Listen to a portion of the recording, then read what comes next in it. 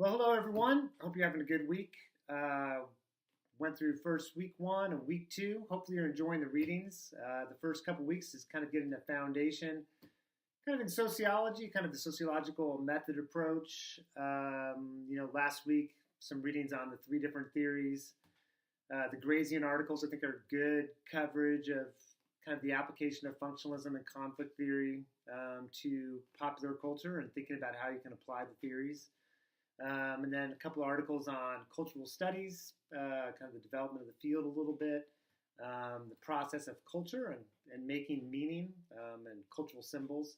So kind of like, the first 2 weeks is kind of the foundation, kind of setting the stage for things that are coming. This week and then next week, we will be moving into marketing and advertising. This week is really trying to provide a historical perspective is the goal. Drawing upon history, I guess a historical perspective, look at the early foundations of advertising as an industry and the sort of a move towards kind of consumption-based society. And then with Tim Wu's book, he traces both sort of that historical development, early years, all the way to present. So my goal here is just to kind of highlight a couple different things to kind of stand out, things to kind of maybe keep your eyes on as you're engaging in the readings. And I really hope you enjoy the readings as well as the videos that I put out there on Blackboard. And as always, feel free to kind of look for a bunch of other things too that the authors have written or references that you see in the writings and the articles themselves. So I guess, to start off with started thinking about as I was kind of preparing for what I was going to talk about here is that how to understand the level in which we're exposed to advertising. In the 1970s, one estimate was that Americans are exposed to about 500 advertisements a day, and that today that it's around 5,000 advertisements today. Now, I think you could probably find different studies, represent some different degrees to which we're exposed to advertising. I think it's really challenging to identify, okay, how are we being exposed to advertising?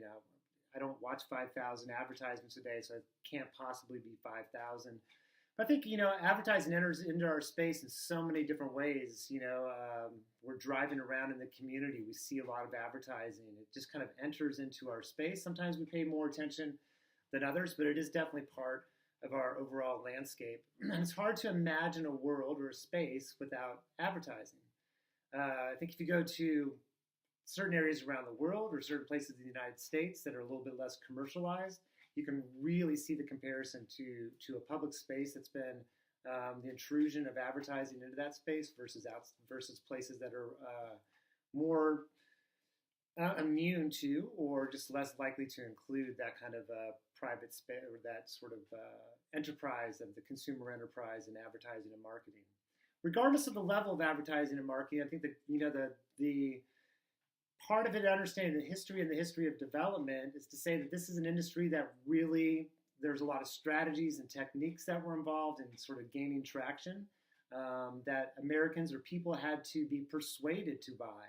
And that was a really new kind of concept and idea in the early 1900s, is this sort of move towards trying to persuade. Or for Bernays, and this is his, a copy of his book on propaganda. So, I think powerful just even sort of thinking about it in those terms. Edward Bernays, you'll read about in The Father of Spin, a couple of chapters out of that particular book about Edward Bernays and his history, his background, is that advertising and marketing at its core is one way you could see it is it's a vehicle of propaganda. Is you have to actually create a problem in order to be able to solve that particular problem with a product. You have to be able to sell a need to the community.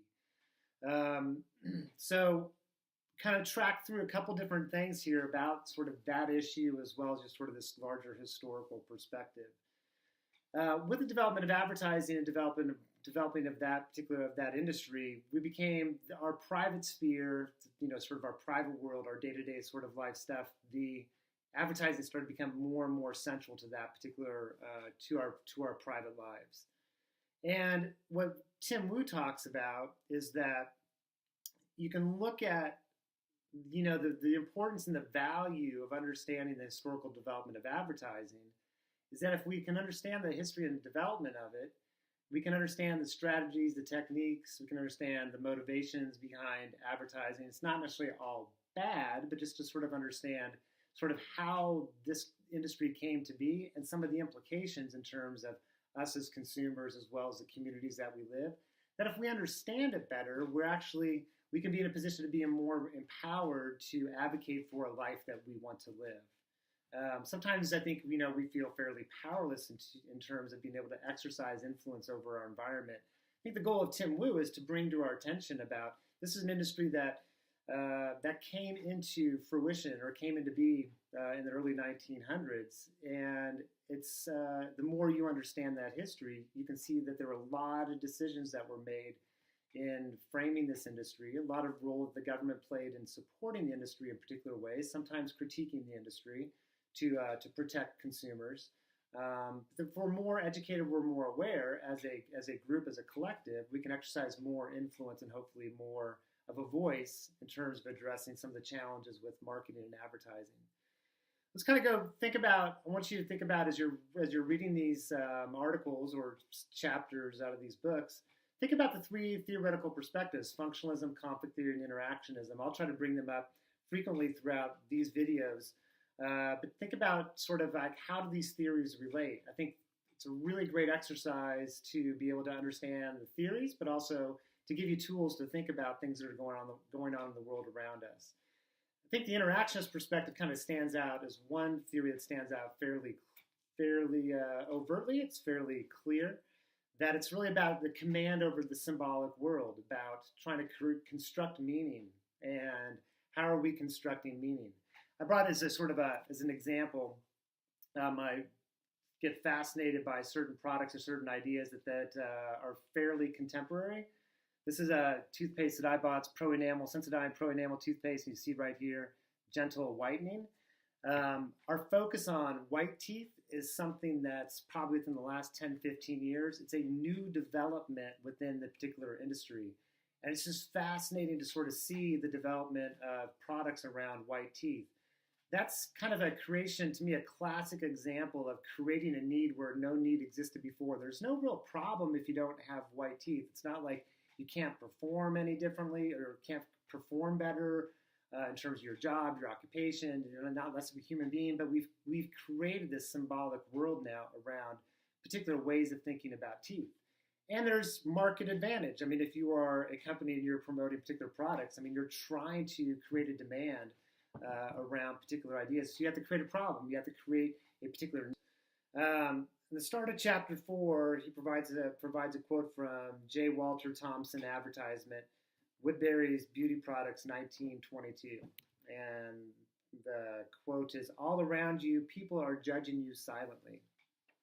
And this idea about judgment, humans are social creatures. We want to belong. We want to have a sense of membership and belonging to the group. So the sentiments of the group matter. Our perception of the sentiments of the group make a difference in terms of our own behavior. So if we can create a sense that people are watching you silently, that people are seeing you of what you're doing, what you're wearing, what you're dressing, how you appear, that you can actually create a sense of demand for something by creating a sense of need. You could use different words there. Insecurity. That's manufactured insecurity. It wouldn't be an insecurity that people have in and of itself, but rather that it's an insecurity that's being created by the industry itself. And so with that industry, it becomes a motivation to change, a motivation to purchase a particular product. The real short article on Listerine is a great classic example of this medical condition, halitosis, and Listerine, the advertisement campaign, and once that advertising campaign was made, the number of people who purchased Listerine and the profits from that particular industry were just astronomical. Not because the medical condition changed or more people with a particular medical condition, but rather people started to see something there that wasn't there before, and they're looking for some resolution to a demand that's been manufactured or demand that's been created. I think what Tim Wu's trying to draw upon or try to sort of make this case for is that if you go back also to the early advertising, you can kind of see a cycle kind of repeat itself. And the cycle starts off with early newspaper, early press, that the idea of selling to the readership, to advertisers, that was a new thing. And once that got a hold, is sort of this idea that selling products to readers became something, or to listeners, to viewers, that became an important, first step in the process. So then what starts to happen is that, a lot of stuff starts to come to the consumer's way. The readers start to see a lot of things. We get bombarded by a lot of by a lot of different messages. After a while, the public gets a little bit either immune, or it becomes too normal, and the advertisements lose their power or their influence, the degree they did when they first came out. And so what starts to happen is that, as Tim Wu's word, it's like this idea of they're the attention harvesters. They're trying to harvest our attention, grab our attention, to get into our mind and our soul and our psyche. And once that happens, they grab that attention for a period of time. Then after a while, if we become a little bit more immune, or sometimes critical of the advertising, we see that it's actually faulty, then the industry figures out a way to sort of come up with something new, a new strategy, a new technique to re-engage us in terms of harvesting our attention. And then with this new technique and this new strategy, the audience is engaged again. And it's just sort of this cycle repeats itself. And then thrown in there sometimes is the role of the government in regulating when the audience or the public gets to a point around certain products where, like, whoa, this is a problem for us. This doesn't represent sort of our values or ideals in particular ways. And they want to put some controls on advertising and marketing, then regulations come into play. And then the industry figures out a way to kind of work within those regulations, or work outside those regulations, to still accomplish that need in terms of attention, of grabbing our attention or harvesting our attention. And in some ways, Tim Wu is also saying that it becomes a race to the bottom. That no longer, like in the case of the mass media, it's no longer about educating and informing the public, which would be a valuable step or a necessary requirement for creating an informed democratic social order, but rather it's a race to the bottom, least common denominator. How can you sell something becomes more important than really informing the public. He also talks about that relationship. He brings up, classical economics, and the idea that under classical economic theory, an important premise of that is that people have options and choices, and the more informed they are for the options and choices, they're more in a position that they can make that distinction for themselves between, option A, B, C, D, and E. But that takes an informed or a process that helps to inform the public in making those decisions. And on page 78, I'm going to grab my book real quick. On page 78, he talks about some of the limitations of that classical kind of approach to economics. And he says that that companies don't care so much about market efficiency as maximizing profit. That's always important to keep in mind. The goal is maximizing profit is sort of the deal. Earlier on that, so page 77, about halfway down, he says, nor can the competition envisioned by classical economics and driven by differences in price and quality work unless people actually find out about the prices and quality differences that the various products offer. If I don't know that 15 minutes can save me 15% or more on my car insurance, how does competition contribute to efficiency? Put it another way, if a price falls in the market, no one hears it, it doesn't make a sound. So I think what he's trying to get at with some of this is that the advertising and marketing isn't really trying to inform and educate. It's very strategic in how it's presenting ideas and presenting product. And in some ways, it undermines a classical economic free market kind of a society where it's being conditioned so we're not seeing all the choices that are available, that there's only one choice, and that's a choice of this particular product. So it's a critique for sure of advertising and marketing as we know it. A couple other things before we kind of close out. One of them is, I think, just to recognize it was in 1923 that this started to come up where there's a publication that came out, Scientific Advertising, and now it's sort of this idea of demand engineering and employing scientists to help shape the industry itself or to help to help the industry do a more effective job of getting the public's attention and to be able to promote and sell particular products and particular ideas. And it's that demand engineering that becomes really fascinating to look at, where the employment of the field of psychology, anthropology, sociology, and other academic disciplines to use this knowledge that scientists were gathering about humans and human behavior, and how to use it for an industry advantage. And there's a fascinating book called Born to Buy, looking at consumption and mass consumption among kids. And Juliet Schloer talks about, in that particular book, talks about the employment of anthropologists. This is probably within the last 10, 15 years, of anthropologists going into people's homes, and what they wanted to do is watch how kids interact with, how little kids, 3, 4, 5, 6, 7, interact with shampoo and soap in the bathtub. So they have scientists, social scientists, anthropologists sitting in the bathroom when kids are sitting in the bathtub and kind of playing and just taking a bath, and social scientists watching their behavior, what they do with the bottle, and how they sort of interact with soap and shampoo, and using the richness of scholarship and research methods and design, and using it in these fields of trying to understand human behavior, and then using it in the advertising and marketing world to help sell a product.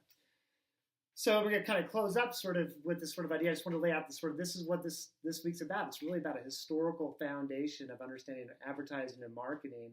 It's providing a little bit of a critical view, for sure, about that advertising and marketing is about gaining, the industry is interested in market advantage, not necessarily in satisfying consumer need, but rather creating consumer need in order to move product, in order to move, some could say, you could argue, it helps to move the economy, and it's an economic advantage. I think there's another way to sort of see that too. It's like, well, maybe there's an economic plus, but there's also a lot of consequences to that too. Is we're creating dissatisfaction in order to motivate us to do something. It can be very, as we'll read next week, some of the challenges in terms of parts of our identity that start to get involved in this kind of work of advertising, and the power of the industry itself to shape public policy and shape government regulation. I think Bernays in The Father of Spin, great example in one of the chapters of looking at cigarettes and the campaign around cigarettes. In that particular case study, I think is a fascinating one to uncover a lot of these different things about going from creating a new market or marketing towards a new demographic with Torches of Freedom and the feminist movement in the 1920s, and sort of being Bernays being really a master of being able to create a need in a particular demographic, and basically turned an eye on later on. There's a lot of evidence that was coming out about the health consequences of smoking, but the advertisers were not interested in informing the public about those health consequences, but rather tried to do certain things that would either undermine that research or to try to alleviate the public's concern about some of those health factors.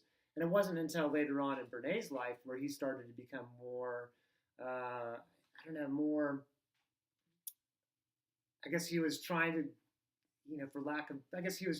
he was concerned about some of his work and the role that he played in promoting cigarette smoking and suppressing information and evidence about the consequences to people's health. That he was trying to come to terms with that later on in his life, and short of making a public apology, recognizing that maybe what he was doing was, in retrospect, was not definitely not for the public betterment, and that it harmed a lot of people's lives in the process. So I want you to kind of walk away thinking about thinking about advertisements, and advertising has a role in culture. The intent here is to become both aware of its historical development, hopefully become more critical of the industry too. And to go back to what I said originally at the beginning of this video, is that I think Tim Wu, as well as the author of The Father of Spin, it's if we understand the history of advertising and marketing, we understand the tools and techniques of it, we actually become more empowered as consumers. And that's a very valuable, very beneficial aspect to this work. One last thing is there's a video, it's a great video. I've watched parts of it different times. It's called the Bernays, Bernays, The Century of the Self. and it's a documentary. It's available on YouTube. You can just kind of look it up. They're about an hour-long episodes, and it gives you just sort of a real nice sort of track through Bernays' history, his involvement, and the development of we enter the century of the self. We're moving in a different direction as human communities and society. New technologies are coming into play. We have new ways of the commercial center is different.